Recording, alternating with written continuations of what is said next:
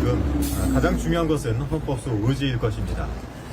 그런데 국민의힘 권성동 원내대표가 어제 SNS에 올린 글을 보면 헌법소는커녕 헌법을 능멸하고 있습니다. 더불어민주당이 법사위에서 헌법재판소법 개정안, 즉 퇴임을 앞둔 헌법재판관이라도 직무를 다하도록 하는 이 법안을 심사하겠다라고 하니 권성동 원내대표는 SNS에 이재명 세력의 국헌 문란 시도라며 비난을 퍼부었습니다. 그러면서 더불어민주당이 아닌 이재명 대표 이름을 수차례 언급을 했는데 이재명 대표에 대한 애정이 참으로 애처롭긴 하지만 여기서 왜 이재명 대표 이름이 또 나옵니까? 그런데 저는 여기서 왜 반대를 하는지를 모르겠습니다.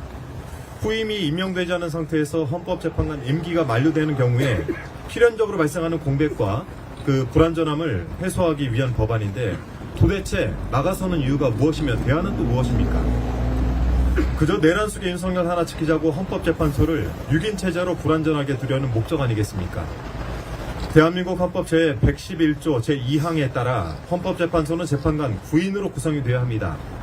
권성동 원내대표에게 이 조항을 지키려는 의지가 털끝만큼이라도 남아있겠습니까? 이것은 권성동 원내대표가 스스로 초래한 자중질환입니다.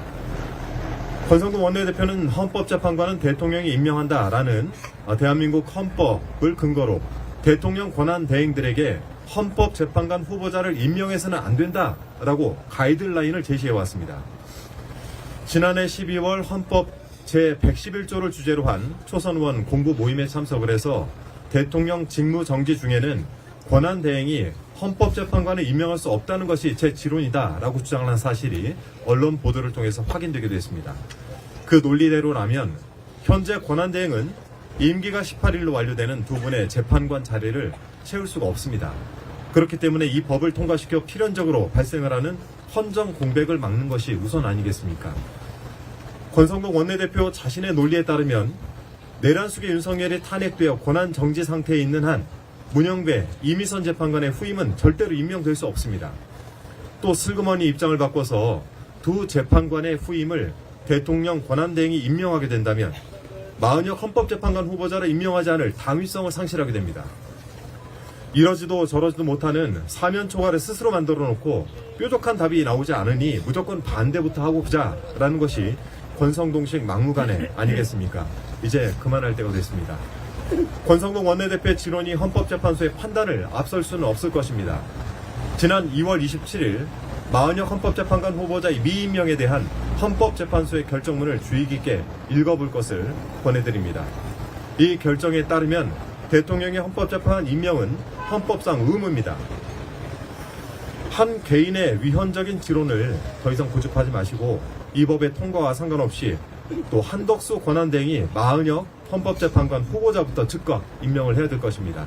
그것만이 국민의힘의 삐뚤어진 헌법소 의지를 바로 세우는 길일 것입니다.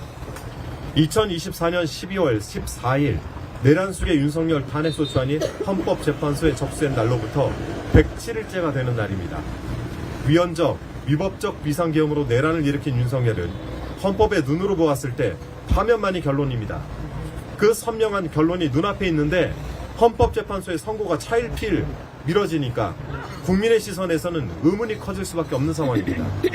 내란 속의 윤석열에 대한 파면 선고를 조속히 내려서 국민의 불신과 불안을 불식시켜 줄 것을 헌법재판관 8인께 다시 한번 강력히 촉구하는 바입니다. 이상입니다. 다음은 전현희 최고위원의 발언이 있겠습니다.